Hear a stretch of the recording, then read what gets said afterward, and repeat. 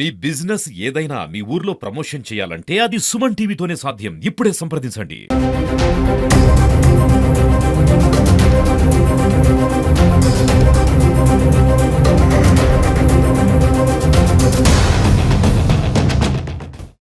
రామ్నగర్ కాలనీలో కాపున్నటువంటి అల్తాఫ్ ఏదో తన వ్యక్తిగత పన్ను నిమిత్తము లాక్ చేసుకొని 30 తారీఖు ఇంటి నుంచి వెళ్ళిపోయినాడు.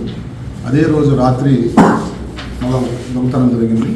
మనకు 1వ తారీఖు ఆయన పోలీస్ స్టేషన్ రాబడి దాదాపు 150 గ్రాములు బంగారు ఆభరణాలు, ఒక క్యాష్ ఉన్నాడు. మళ్ళీ విచారణలో ఒక 6 లక్షలని మనకు తేలింది. దొంగతనం అయిందని మనకు చెప్పడం జరిగింది.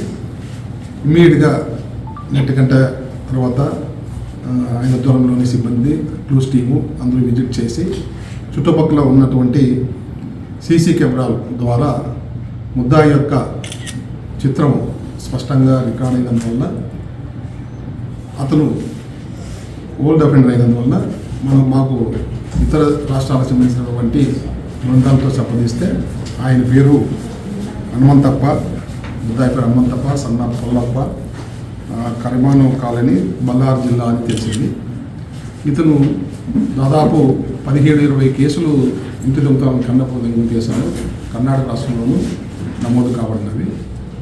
ఇది లాస్ట్ ఆగస్టు 10వ తారీఖు ఈయన జైలు నుంచి వచ్చి చిత్తూరు జైలు నుంచి వచ్చి బళ్ళారి, తర్వాత చోట్ల మనం పలమనేరు, మళ్ళీ మన చిత్తూరు, బుకరాయ సముద్రం అనంతపురం, ఇంకా హుబ్లీ, సోలాపూర్ దొంగతనాలు చేశాడు. కొన్ని చోట్లకు బంగారు 24 కొన్ని చోట్ల దొరకలేదు. ఇతన్ని మేము ఛాలెంజ్గా తీసుకొని టెక్నికల్ ఆధారంగా ఇతను దొంగతనం చేసిన తర్వాత ఎక్కడ కూడా ఏదైనా నివాస లాడ్జెస్ కానీ ఎక్కడ ఉండదు. ఓన్లీ ఏదైనా హైవేలోనో ప్రయాణిస్తుంటాడు, 2 వీలర్లో. ఎక్కడ అనుకూలం ఉంటే అక్కడ బస్ చేస్తాడు నైట్. మాకు వచ్చిన సమాచారం ప్రకారం ఇతన్ని ఈరోజు చిత్తూరు బ్యాన్స్ హోటల్ దగ్గర అరెస్ట్ చేసి అతని క్వశ్చన్ నుంచి దాదాపు 210 గ్రాముల బంగారు ఆభరణాలు చిత్తూరు జిల్లాకు సంబంధించినవి, అనంతపురం జిల్లాకు సంబంధించినవి మాత్రమే. ఇంకా మిగతా కర్ణాటక సంబంధించిన ప్రదేశాలు అతను నేరంలో అంగీకరించినాడు. మేము నమోదు చేయడం జరిగింది.